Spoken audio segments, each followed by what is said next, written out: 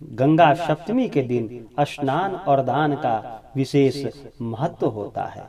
वैशाख माह के शुक्ल पक्ष में पड़ने वाली गंगा सप्तमी के दिन गंगा नदी में स्नान कर बाद में पितरों का तर्पण करने से उन्हें मुक्ति की प्राप्ति होती है। तो आइए जानते हैं गंगा सप्तमी के शुभ मुहूर्त के बारे में। इस बार गंगा सप्तमी 30 अप्रैल 2020 दिन गुरुवार को है। गंगा सप्तमी प्रारंभ समय 29 अप्रैल 2020 दोपहर 3:13 और गंगा सप्तमी तिथि समाप्त अगले दिन 30 अप्रैल 2020 दोपहर 2:39। अब आइए गंगा सप्तमी के महत्व के बारे में जानते हैं। पौराणिक शास्त्रों के अनुसार वैशाख माह के शुक्ल पक्ष की सप्तमी तिथि के दिन माँ गंगा स्वर्गलोक से भगवान शिव की जटाओं में पहुंची थी। इसी कारण से इस दिन को गंगा सप्तमी के रूप में मनाया जाता है। जिस दिन गंगा जी की उत्पत्ति हुई वह दिन गंगा जयंती और जिस दिन गंगा जी पृथ्वी पर अवतरित हुई वह दिन गंगा दशहरा के नाम से जाना जाता है। गंगा सप्तमी के दिन गंगा नदी में स्नान करने से मनुष्य के जीवन के सभी पाप धुल जाते हैं और मनुष्य को मोक्ष की प्राप्ति होती है। गंगा स्नान का शास्त्रों में बहुत अधिक महत्व बताया गया है, लेकिन इस दिन गंगा जी में डुबकी लगाने से मनुष्य अपने जीवन के सभी दुखों से मुक्ति पा जाता है। गंगा सप्तमी के दिन गंगा और मंदिरों के अलावा अन्य मंदिरों में भी विशेष पूजा और अर्चना करनी चाहिए।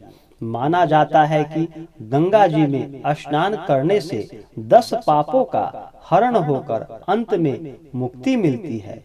इस दिन दान और पुण्य का भी विशेष महत्व होता है।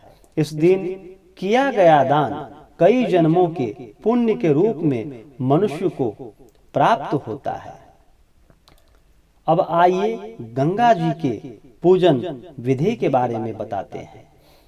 गंगा सप्तमी के दिन साधक को सुबह प्रातः काल जल्दी उठकर गंगा तट पर जाकर गंगा नदी में स्नान करना चाहिए। इसके बाद उसे माँ गंगा को पुष्प अर्पित करने चाहिए और गंगा नदी के तट पर दीपक प्रज्वलित करने चाहिए। दीपक प्रज्वलित करने के बाद गंगा सप्तमी की कथा सुननी और पढ़नी चाहिए। किसी योग्य पुरोहित के माध्यम से गंगा नदी के घाट पर अपने पितरों का तर्पण करना चाहिए। इसके बाद किसी निर्धन व्यक्ति या ब्राह्मण को अपने पितरों के नाम से दान अवश्य देनी चाहिए। दान देने के बाद गाय को भोजन अवश्य कराए, क्योंकि गाय में सभी देवताओं का वास माना जाता है। इसके बाद शाम के समय फिर से गंगा घाट पर जाएं। गंगा घाट पर जाने के बाद फिर से माँ गंगा जी का विधिवत पूजन करें। पूजन करने के बाद माँ गंगा जी की आरती करें। उसके बाद माँ गंगा से अपने सभी पापों के लिए क्षमा प्रार्थना करें। अब आइए गंगा सप्तमी की कथा के बारे में जानते हैं। गंगा सप्तमी की विषय में जो कथा प्रचलित है वह इस प्रकार है। एक बार गंगा जी तीव्र गति से बह रही थी। उस समय जहनु ऋषि भगवान के ध्यान में लीन थे। उस समय गंगा जी भी अपनी गति से बह रही थी। वह समय जहनु ऋषि के कमंडल और अन्य सामान भी वहीं पर रखा हुआ था। जिस समय गंगा जी जहनु ऋषि के पास से गुजरी तो वह उनका कमंडल और अन्य सामान भी अपने साथ बहाकर ले गई।